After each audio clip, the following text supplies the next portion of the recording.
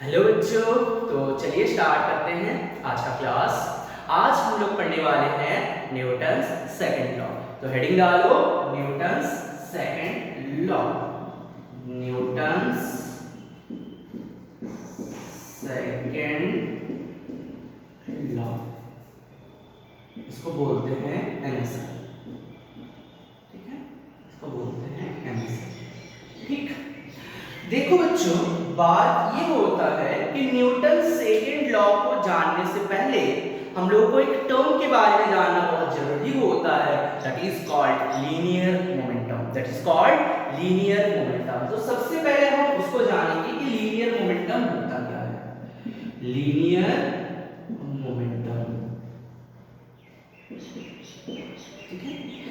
Linear momentum मतलब होता है कोई भी बॉडी का मास एंड उसका वेलोसिटी का प्रोडक्ट अगर लेते हो that it is called linear momentum. अगर कोई भी बॉडी का मास एंड उसका वेलोसिटी लेकर के दोनों का प्रोडक्ट लेते हो then the whole term is called linear momentum. तो हम क्या लिख सकते हैं, mass into velocity. Mass into velocity. Velocity is a vector ना, वेलोसिटी क्या है, एक वेक्टर क्वांटिटी है। तो लीनियर मोमेंटम एक क्वांटिटी है, it is equal to mass into velocity. अब तुमको यहां से समझ में आ ही गया होगा कि अगर momentum is equal to mass into velocity है तो मोमेंटम कौन सी क्वांटिटी बनेगा, स्केलर क्वांटिटी की vector quantity. It is a vector quantity. It is a vector quantity जो कि डिपेंड करता है किसके ऊपर, मास के ऊपर एंड वेलोसिटी के ऊपर। मास के ऊपर डिपेंड करता है एंड वेलोसिटी के ऊपर वो डिपेंड करता है। ठीक है, अच्छा, अगर ये वेक्टर क्वांटिटी होगा तो इसका डायरेक्शन होगा यस और नो। अच्छा, अगर ये वेक्टर क्वांटिटी है तो इसका डायरेक्शन होगा, तो डायरेक्शन किधर होगा, मोमेंटम का डायरेक्शन जो होता है वो हमेशा होता है along with the velocity, along with the velocity. तो डायरेक्शन क्या होगा बच्चों, डायरेक्शन होगा along with the velocity. Velocity के अलोंग होगा। समझ में आ गया? अच्छा, यहां से और क्या कंक्लूड कर सकते हैं। अच्छा बच्चों, मोमेंटम को ना p से लिखा जाता है, स्मॉल p से लिखा जाता है। p is equals to m into v। Clear? अच्छा, अगर हम इसकी SI यूनिट के बारे में बात करें तो SI यूनिट क्या बन जाएगा, मास का क्या होता है kg। ओके, वेलोसिटी का क्या होता है मीटर पर सेकंड। अगर हम इसका CGS यूनिट के बारे में बात करें तो क्या हो जाएगा, ग्राम इनटू सेंटीमीटर पर सेकंड।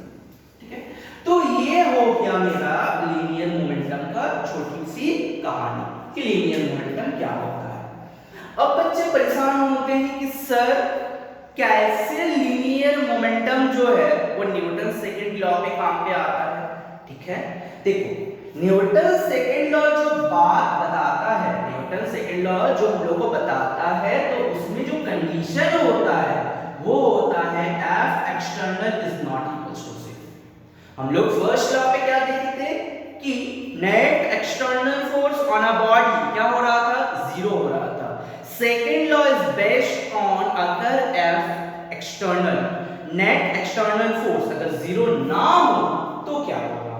ठीक है, तो ये जो फोर्स है ना, ये जो हमारा फोर्स है ये डिपेंड किसके ऊपर करता है पता है, ये डिपेंड करता है मोमेंटम के ऊपर। ये जो डिपेंड करता है एक्सटर्नल फोर्स किसके ऊपर डिपेंड करता है पता है, मोमेंटम के ऊपर। क्यों मोमेंटम के ऊपर डिपेंड करेगा, ये बच्चों को डाइजेस्ट नहीं होता है। तो ध्यान से देखना इस एग्जांपल को, ध्यान से देखना कि मानो यहाँ पे 1 kg का मास है और यहाँ पे एक 1 kg का मास है, लिख सकते हैं, कोई दिक्कत नहीं है। मान लेते हैं इसका जो वेलोसिटी है ये 20 मीटर पर सेकंड है और मान लेते हैं इसका वेलोसिटी जो है ये 10 मीटर पर सेकंड है, मान ही सकते हैं। ठीक है, अब बात ये आता है कि तुम मुझे सोच करके बताओ किसको रोकने के लिए सेम टाइम पे किसको रोकने के लिए ज्यादा फोर्स की जरूरत है, सेम टाइम पे किसको इसको रोकने के लिए ज्यादा फोर्स की जरूरत है, इसकी फोर्स की ना, ठीक है। तो यहाँ पे जो फोर्स लगेगा ये ज्यादा होगा, यहाँ पे जो फोर्स लगेगा ये कम होगा। ये तुमको देखते हुए समझ में आ जाता है, ठीक है। तो यहाँ पे बेसिकली क्या होगा, देखो यहाँ पे मास सेम है, तो यहाँ पे जो फोर्स लगेगा वो किसके ऊपर डिपेंड करेगा, वेलोसिटी के ऊपर। वो किसके ऊपर डिपेंड करेगा, वेलोसिटी के ऊपर। तो हम एक चीज समझते हैं कि फोर्स जो है ये डिपेंड्स ऑन वेलोसिटी होना चाहिए, ठीक है। तो ये वाला टर्म हम लोग समझेंगे, ठीक है। अब देखो एक चीज और, मिटाओ ना इसको, ओके। अगर मान लो दोनों का मास अलग अलग है, ठीक है, एक का मास है 10 kg और एक का मास है 1 kg, एक का मास है 10 kg और एक का मास है 1 kg। दोनों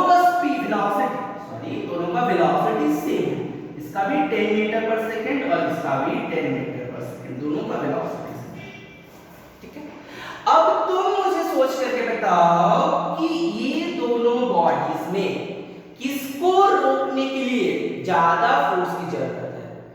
ये दो बॉडीज को सेम टाइम पे रोकने के लिए इसमें ज्यादा फोर्स लगाने की जरूरत है, फर्स्ट या सेकंड। ऑब्वियसली इसमें ज्यादा फोर्स लगेगा, इसमें क्या लगेगा, फोर्स कम लगेगा, इसमें फोर्स क्या होगा, कम लगेगा। इसका मतलब फोर्स जो है वो बाय डिफॉल्ट मास के ऊपर डिपेंड कर रहा है, यस और नो। फोर्स जो है मेरा वो बाय डिफॉल्ट किसके ऊपर डिपेंड कर रहा है, मास के ऊपर भी डिपेंड कर रहा है। इसका मतलब हम क्या बोल सकते हैं कि मेरा जो फोर्स है वो depends on product of mass and velocity, दोनों के ऊपर ही डिपेंड कर रहा है ना। Product on mass and velocity के ऊपर डिपेंड कर जाएगा। बात समझ में आ रहा है।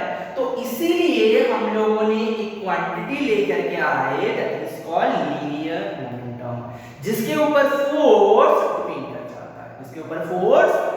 जाता है। तो जिसका मोमेंटम ज्यादा होगा, देखो यहाँ पे मोमेंटम किसका ज्यादा है, 10 × 10, तो यहाँ पे कितना होगा 100 यूनिट, यहाँ पे कितना है 10, यहाँ पे 100 है, यहाँ पे कितना है 10। तो किसका मोमेंटम ज्यादा है, इसका मोमेंटम ज्यादा है, तो किसको रोकने के लिए ज्यादा फोर्स लगेगा, इसको रोकने के लिए ज्यादा फोर्स लगेगा। बात समझ में आई कि नहीं आई, क्लियर है। तो बेसिकली जो फोर्स हो रहा है वो डिपेंड किसके ऊपर कर रहा है, मास एंड वेलोसिटी का प्रोडक्ट के ऊपर डिपेंड कर रहा है, and this product is called your linear momentum. बात समझ में आई, क्लियर हुआ, चल समझ में आ गया ना कि मोमेंटम क्यों लेकर के हम लोग आए हैं, ठीक है। तो चलो इसको मिटाऊं मैं, ओके इधर मिटाता हूं, इसको लिखना नहीं हो। तो इतना तक हम लोगों को समझ में आ, ठीक है, कोई बात नहीं। अब आते हैं एक दो क्वेश्चंस पे। क्वेश्चन ये है, if the momentum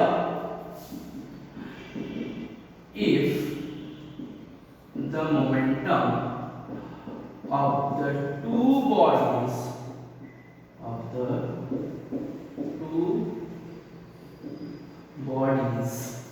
if the momentum of the two bodies are same and mass of the two bodies are also same, then कौन सा ऑप्शन करेक्ट है, v1 is greater than v2, दूसरा point v1 is equals to v2, third point v1 is less than v2, fourth none, which will be your correct answer, find it out। देखो बच्चों, दोनों bodies का momentum same, तो हम क्या बोल सकते हैं, p1 is equals to p2, दोनों बॉडीज का mass same, m1 is equals to m2 बोल सकते हैं। तो मोमेंटम की जगह पे क्या लिख सकते हैं, m1 into v1 लिख सकते हैं, p2 की जगह पे क्या लिख सकते हैं, m2 into v2 लिख सकते हैं। तो v1 by v2 is equal m2 by m1। अब देखो तो m2 and m1 both are same ना, m1 and m2 both are same, क्योंकि बोल दिया गया है दोनों का मास सेम है। तो this is equals to how much 1, क्या हो जाएगा v1 is equals to v2। हम बोल सकते हैं ना v1 is equals to v2, हम बोल सकते हैं ना, कोई दिक्कत तो है नहीं इसमें। क्लियर हुआ? ओके, तो चलो अगले क्वेश्चन पे चलते हैं। इस साइड पे हटा दूं मैं। ओके, अब देखो बच्चों नेक्स्ट क्वेश्चन कुछ इस तरह सा है, ठीक है। क्वेश्चन ये है कि if the momentum of two bodies are same, but m1 is greater than m2, then option 1 v1 is greater than v2, option 2 v1 is equals to v2, option 3 v1 is less than v2, option 4 none। which will be the correct answer? which will be the correct answer? find out, फटाफट करो। हो गया, चलो इसका solution देखते हैं, ठीक है। डाउन इस साइड को,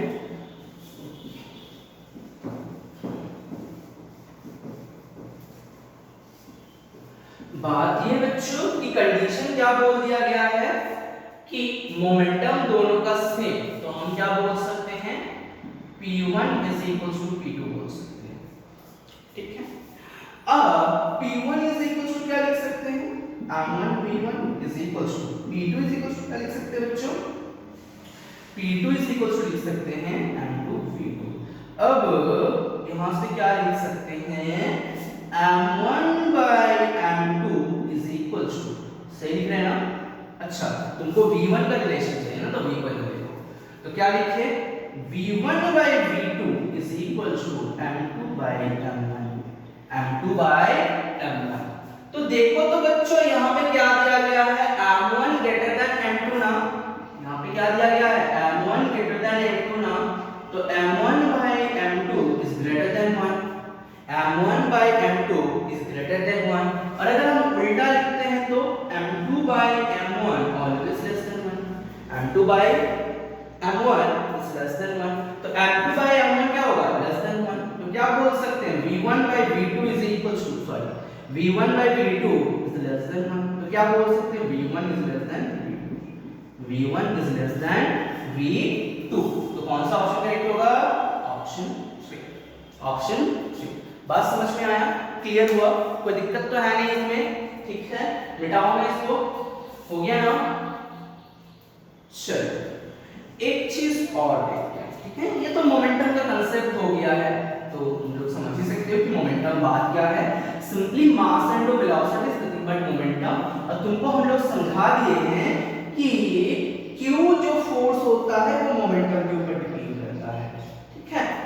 अब बात आता है एक बहुत वाइटल चीज पे, कंसेप्ट पे, that is mass, that is mass. तो बच्चों मास जो होता है ना, कोई भी ऑब्जेक्ट का मास, अभी तक तुम लोगों ने पढ़ चुके हो शायद कि कोई भी बॉडी का मास क्या है कांस्टेंट होता है, ठीक है। कोई भी बॉडी का मास क्या मानते हो कांस्टेंट मानते हो, लेकिन इसमें थोड़ा सा और चीजें ऐड होगा कि मास हर टाइम कांस्टेंट नहीं होता है। मास जो होता है वो हर टाइम कांस्टेंट नहीं होता है, वो वेरिएबल भी हो सकता है। कब हो सकता है, ठीक है, क्वेश्चन ही होता है। तो हम लोग का जो मास का फॉर्मूला होता है ना बच्चों, मास इज इक्वल टू होता है m0 whole divided by root under 1 minus v by c इसका whole square, v by c इसका होल स्क्वायर। ये फॉर्मूला को याद रखना, ये बहुत जगह पे काम पे आएगा, ठीक है, ये बहुत जगह पे काम पे आएगा, ठीक है। ये फॉर्मूला कहां से आया है इसका प्रूफ अभी नहीं कर रहे हैं, ठीक है, ये जानना जरूरी भी नहीं है, बाद में अगर टाइम मिले देखेंगे, ठीक है। अच्छा, बात ये होता है कि m is equals to m0 divided by root under 1 minus v square by c square. यहाँ पे m0 क्या होता है, m0 होता है mass of the particle at rest, ठीक कोई भी पार्टिकल अगर रेस्ट पे होता है तो उसका जो मास होगा that is nothing but your m0, मतलब रेस्ट मास बोल सकते हो। क्या बोल सकते हो? Rest mass. जब भी पार्टिकल रेस्ट पे होगा उसका जो मास होगा that is nothing but your m0। v क्या है? v होता है velocity of the particle. c क्या होता है बच्चों? Speed of light. Speed of light in air या फिर वैक्यूम, कुछ भी बोल सकते हो। दिस इज इक्वल टू कितना? 3 into 10 to the power 8 metre पर सेकंड। ठीक है, अब ये बात तुम लोगों को हम क्यों बताएं? m is equal to m0 divided by root under 1 minus b square by c square। देखो ये मास जो है ये वेलोसिटी के ऊपर डिपेंड कर रहा है, यस और नो? इसका मतलब अगर वेलोसिटी चेंज होगा तो उसका मास चेंज होगा, यस और नो? बात को समझो गहराई से। अगर इसका वेलोसिटी चेंज होगा तो ये मास चेंज होगा, उसका जो मास है वो चेंज होगा। ठीक है, अगर वेलोसिटी चेंज होगा उसका मास चेंज होगा, इसका मतलब वेलोसिटी अगर वेरिएबल है तो मास भी वेरिएबल होगा। बात समझ में आ रहा है? लेकिन ये कंडीशन कब होगा? ये जो हम बोल रहे हैं कि मास जो है वो वेलोसिटी के ऊपर डिपेंड करेगा, ये कब तक होगा? देखो बच्चों, अगर मेरा वेलोसिटी ये c के रेस्पेक्ट में बहुत कम होता है, अगर मेरा पार्टिकल का जो वेलोसिटी है उसका जो वेलोसिटी है वो अगर स्पीड ऑफ लाइट या फिर c से बहुत कम होता है, जनरली इन मैकेनिक्स वेलोसिटी कितना होता है? Velocity is equal to 100 metre पर सेकंड, या फिर तुम 1000 ले लो, या फिर अगर तुम 1000 भी लेते हो 1000 मीटर पर सेकंड, इसका मतलब बहुत स्पीड है। इसका मतलब स्पीड तुम समझ नहीं पा रहे हो। 100 मीटर पर सेकंड स्पीड मतलब समझ नहीं पा रहे हो। 10 सेकंड में ये कितना हो जाएगा? बात समझ में आ रही है ना? सॉरी, ये जो 100 मीटर पर सेकंड है, velocity is equal to 100 metre पर सेकंड, बहुत स्पीड है। ठीक है, तुम्हारे ख्याल से मान लेते हैं कि velocity is equal to 1000 metre पर सेकंड। ठीक है, इतना होता है इन मैकेनिक्स, इससे ज्यादा तो नहीं होता है। तो अगर हम v by c को कैलकुलेट करते हैं, अगर हम v by c को कैलकुलेट करते हैं तो कितना आएगा? ठीक है, तो v कितना है? चलो तुम्हारे लिए हम 1000 मान लेते हैं, डिवाइडेड बाय 3 into कितना होगा? 10 to the power 8 ना होगा। तो नीचे कितना बचा हुआ रहेगा बच्चों? 1/3 into 10 to the power 5। इसका मतलब अगर तुम देखोगे तो क्या आएगा? 0.0000 कुछ वैल्यू आएगा। 5 जीरो तो लगेगा ही लगेगा आगे, उसके बाद कुछ वैल्यू आएगा। अगर तुम कोई भी छोटा क्वांटिटी का स्क्वायर करते हो, अगर कोई भी छोटी क्वांटिटी का स्क्वायर करते हो तो और छोटा हो जाता है। तो यहाँ पे देखो तो क्या है? v by c का होल स्क्वायर है ना। जैसे ये बच्चे को डाइजेस्ट नहीं होता है, समझा देते हैं। जैसे मानो 0.5 है, जैसे मानो 0.5 है, इसका अगर स्क्वायर करोगे, इसका अगर स्क्वायर करोगे तो कितना हो जाएगा? 0.5 का अगर तुम स्क्वायर करोगे तो वो वैल्यू कितना हो जाएगा? यहाँ पे कितना हो जाएगा बच्चों? यहाँ पे कितना लिख सकते हैं हम?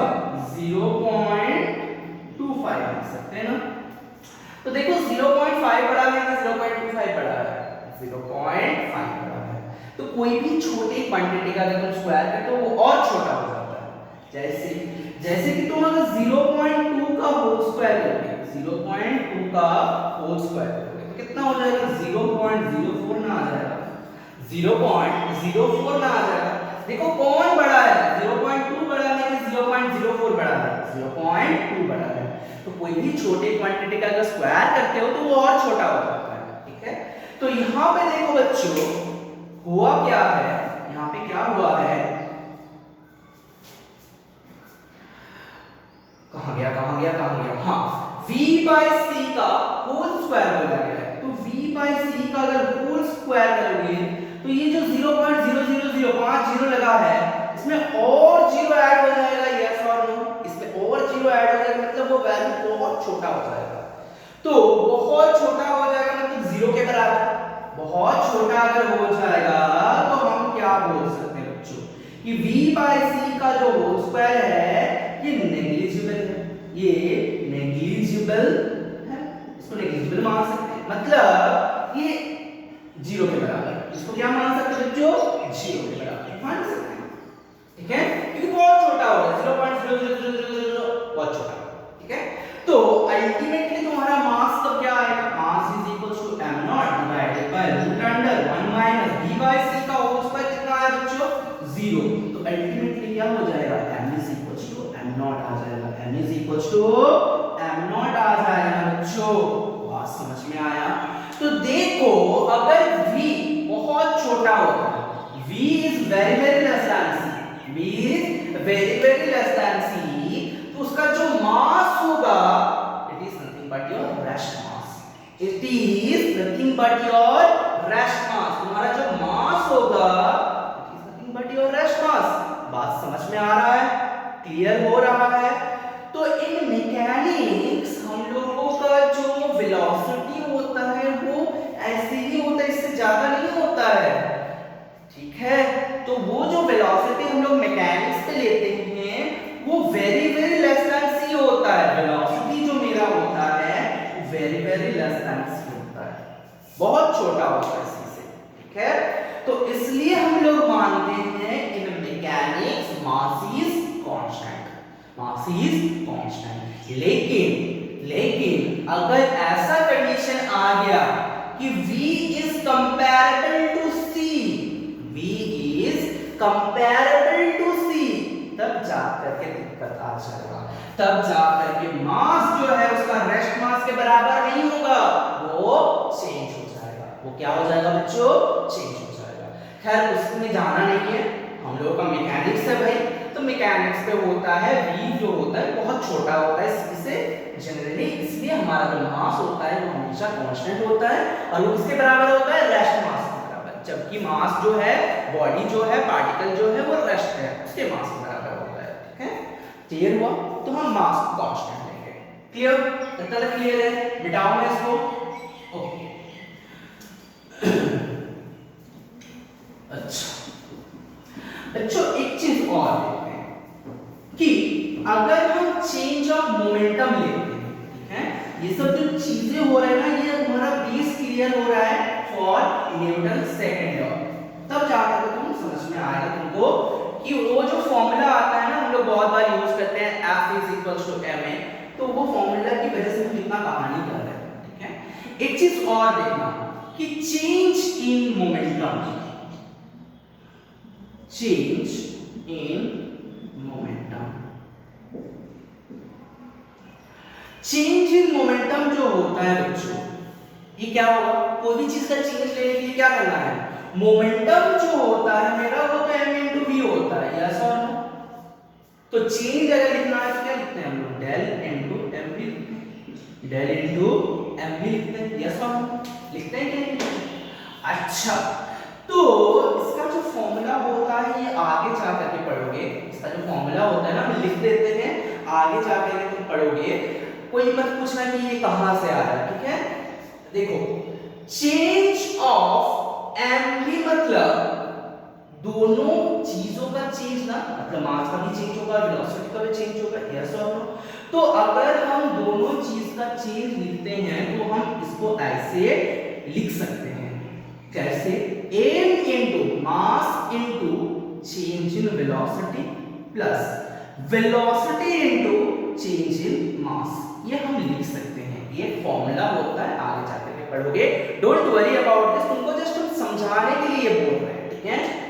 तो अगर तुम चेंज लेते हो लीनियर मोमेंटम का mv का, तो तुम उसको ऐसे तोड़ करके लिख सकते हो m into del v plus v into del f, ठीक। ये del v मतलब क्या है? चेंज इन वेलोसिटी, ये del m मतलब क्या होता है? चेंज इन मास। और यहाँ पे m क्या है? कांस्टेंट। यहाँ पे m क्या है? कांस्टेंट। यहाँ पे v क्या है? कांस्टेंट। ऐसे हम लोगों को करना पड़ता है कि एक कांस्टेंट लिया, दूसरा का चेंज लिए, और दूसरा को कांस्टेंट लिए, फर्स्ट का चेंज लिए, ऐसा हम लोगों को करना पड़ता है, ठीक है। क्यों, कैसे, आगे जाकर, ठीक है। तो बात ये है बच्चों कि पढ़े हैं कि इन मैकेनिक्स मास को क्या लेना है, कांस्टेंट लेना है। तो कोई भी चीज अगर कांस्टेंट होता है तो उसका चेंज कितना होगा, कोई भी चीज कांस्टेंट है, जैसे मान लो वेलोसिटी इज कांस्टेंट 2 मीटर पर सेकंड, तो चेंज इन वेलोसिटी कितना मिलेगा, जीरो ना मिलेगा, चेंज इन वेलोसिटी कितना मिलेगा, जीरो मिलेगा। तो यहाँ पे जो चेंज इन मास आया है दिस इज इक्वल टू कितना हो जाएगा, जीरो हो जाएगा। यहाँ पे जो चेंज इन मास आया है तो क्या होगा, जीरो हो जाएगा, क्योंकि हम लोग क्या पकड़े हैं, मास इज कांस्टेंट। तो अगर चेंज इन मोमेंटम बोला जाता है तो हम क्या लिखते हैं, m into del v, m into del v, क्योंकि चेंज इन मास तो जीरो, तो zero into something will be how much, zero. बात समझ में आया। तो this is equal to our होता है change in momentum, change in momentum. Always हम लोग लिखते हैं m into del v, mass into change in velocity लेते हैं, mass into change in velocity लेते हैं। ये बच्चों को डाइजेस्ट नहीं होता है कि ऐसे यहां से डायरेक्टली ऐसे कैसे लिखते हैं, ठीक है, इसलिए हम बीच वाला स्टेप लिखे हैं तुमको समझाने के लिए कि अगर हम इसको तोड़ते हैं तो कुछ ऐसे तोड़ा जाता है, ऐसा क्यों, तुम आगे जाकर समझोगे, ठीक है। फॉर द टाइमिंग याद रखो, ठीक है। अब देखो यहाँ पे चेंज इन मास कितना हुआ, जीरो हुआ, तो ये पूरा का पूरा क्वांटिटी क्या हो जाएगा, जीरो हो जाएगा, ये पूरा क्वांटिटी क्या हो जाएगा, जीरो हो जाएगा। तो तुम क्या बोल सकते हो, change in momentum is equal to nothing but mass into change in velocity बोल सकते हैं। बात क्लियर है, समझ में आ गया, उतार लो इसको। समझ में आया बच्चों, ये बात क्यों लिखते हैं, del v is equals to m into del v, ठीक है। अब आते हैं न्यूटन सेकंड लॉ का स्टेटमेंट, ठीक है। तो क्या बता रहा था न्यूटन हमारे सामने, ठीक है, वो कुछ इस तरह से बता रहा था कि the rate of change of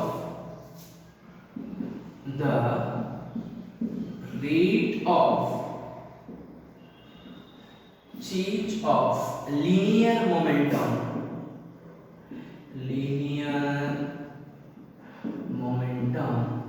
the rate of change of linear momentum is directly proportional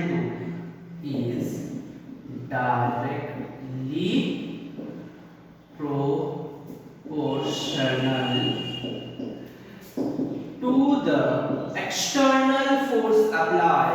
the external force applied and the change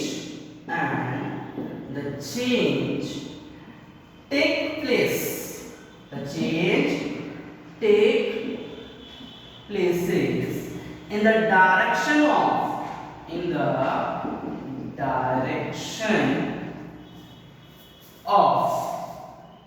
force applied, ठीक है। समझ में आया, कुछ नहीं आया ना, नहीं आया ना। देखो बच्चों, इसको सिंप्लीफाई करते हैं, ठीक है, इसको ना हम सिंप्लीफाई करते हैं कि यहां से हम क्या समझ सकते हैं, मेरा जो फोर्स है it is nothing but the rate of change of momentum. तो क्या बोल सकते हैं, अगर हम फोर्स अप्लाई करते हैं तो उसमें क्या होगा, rate of change of linear momentum होगा। तो किसी चीज का रेट ऑफ चेंज क्या कैसे लिखा जाता है, जैसे हम लोग लिखते थे ना velocity is equals to nothing but rate of change of displacement with respect to time. तो क्या लिख सकते हैं, del s by del t लिख सकते हैं ना।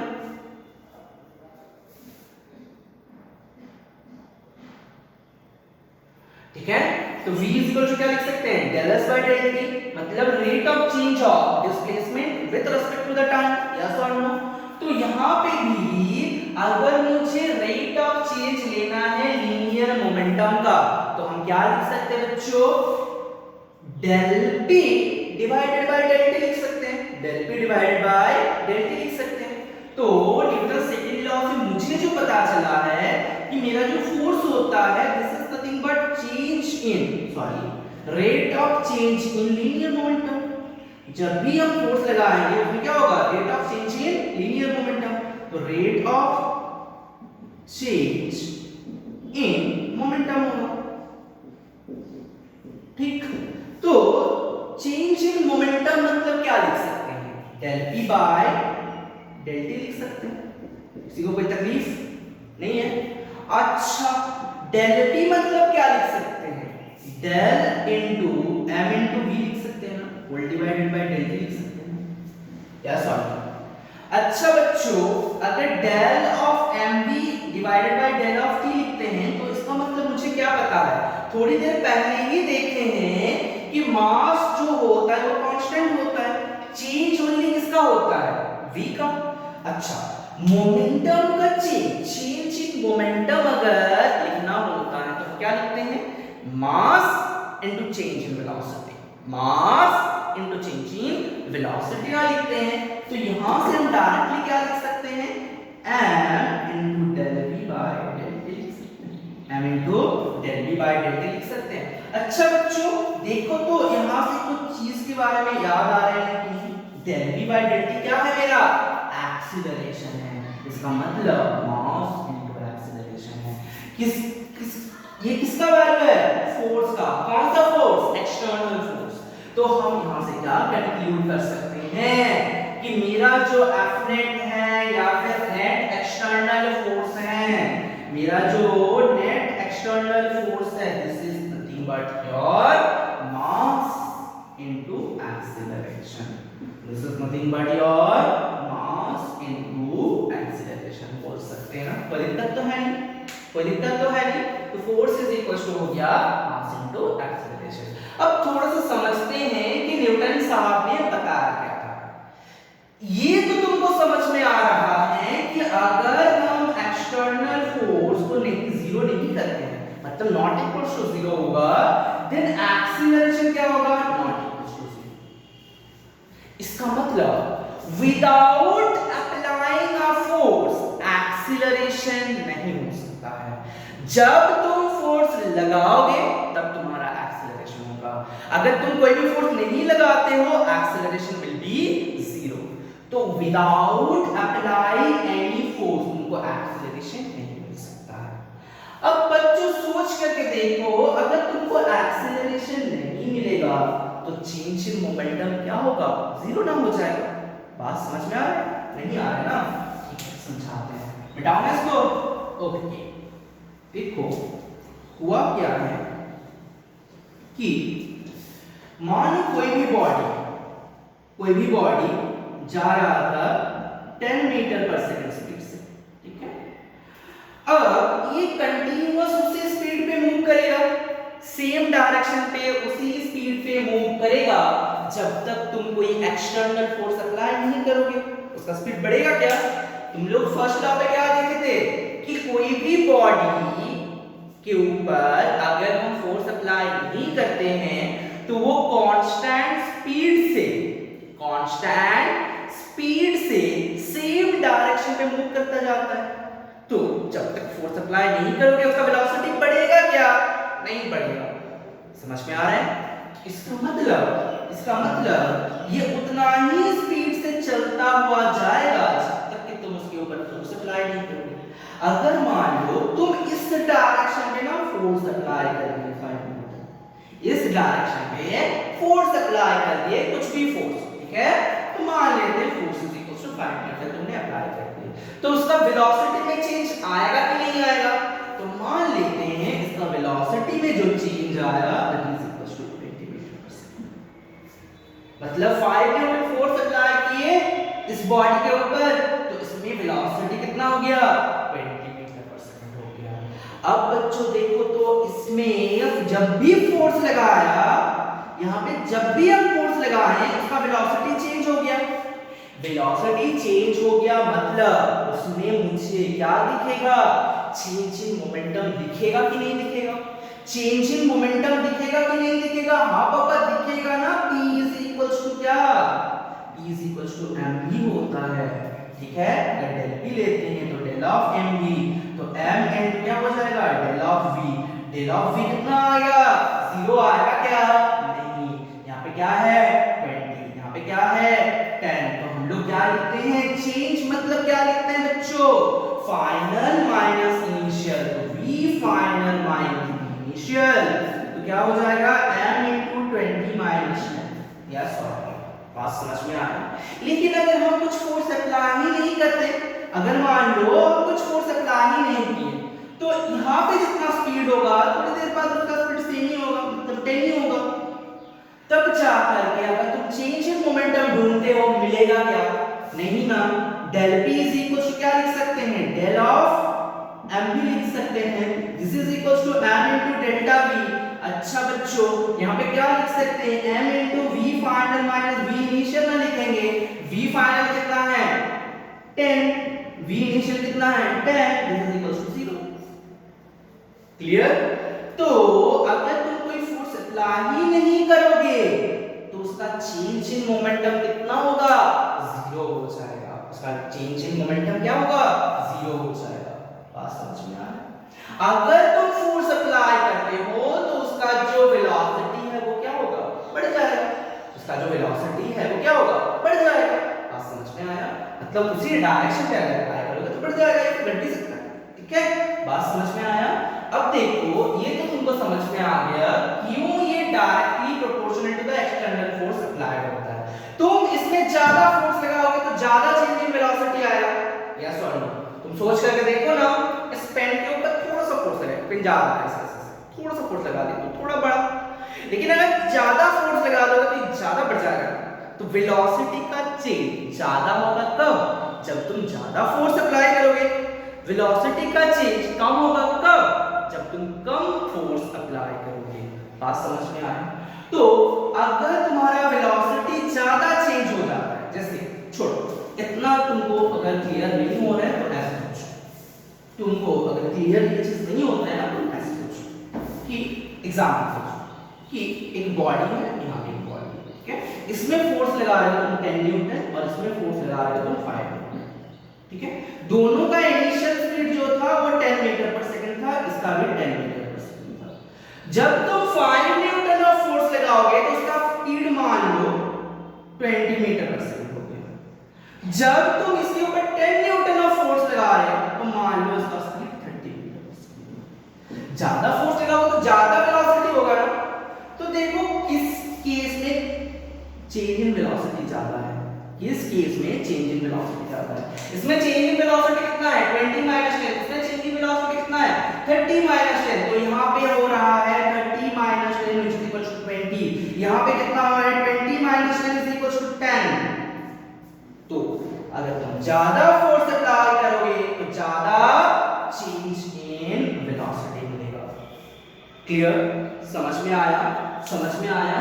उल्टा भी हो सकता है, उल्टा भी हो सकता है कि अगर मान ये 10 मीटर पर सेकंड स्पीड से इधर जा रहा है और ये बॉडी भी 10 मीटर पर सेकंड स्पीड से इधर जा रहा है, ठीक है, तुम इसमें फोर्स अप्लाई किए मान लो 1 न्यूटन, इसके ऑपोजिट डायरेक्शन में यहां पे फोर्स लगा दिए 2 न्यूटन। तो किसका वेलोसिटी, मास दोनों में सेम है, ठीक है, मास दोनों में सेम है, यहां पे भी मास दोनों में सेम था, मास की बात नहीं कर रहे हैं, ठीक है। हाँ, यहां पे क्या होगा बच्चों, यहां पे क्या होगा कि किसका वेलोसिटी ज्यादा घट जाएगा। ऐसे मान लो कि दोनों सेम स्पीड से आ रहे हैं, ठीक है, इसमें तुम ज्यादा फोर्स लगा दिए, इसमें तो ऑपोजिट डायरेक्शन पे ज्यादा फोर्स लगा दिए, तो कौन ज्यादा तेजी से कम वेलोसिटी पे आएगा? ये ना, तो इसका मान लो वेलोसिटी जो हो गया ये 4 मीटर पर सेकंड हो गया और इसका वेलोसिटी मान लो जो हो गया ये 8 मीटर पर सेकंड हो गया, ठीक है। तो किसमें चेंज इन वेलोसिटी ज्यादा मिला? यहाँ पे 10, यहाँ पे 4, इसमें चेंज इन वेलोसिटी कितना है? 6 मीटर पर सेकंड और इसमें चेंज इन वेलोसिटी कितना है बच्चों? चेंज इन वेलोसिटी कितना है? 2 मीटर पर सेकंड। यस और नो? चेंज इन वेलोसिटी देखना, तो देखो अगर ज्यादा फोर्स अप्लाई करते हो, चाहे उसके डायरेक्शन पे अप्लाई करो चाहे उसके अपोजिट डायरेक्शन पे अप्लाई करो, ज्यादा फोर्स लगाओगे तो क्या होगा? ज्यादा चेंज इन वेलोसिटी आएगा, इसका मतलब ज्यादा चेंज इन मोमेंटम आएगा। तो ये बात समझ में आ गया ना कि लीनियर मोमेंटम जो होता है this is directly proportional to the external force applied, external force applied. बात क्लियर है? कोई दिक्कत? जो लिखना है लिख लो, whatever you want to write please write. मिटाओ मैं इसको।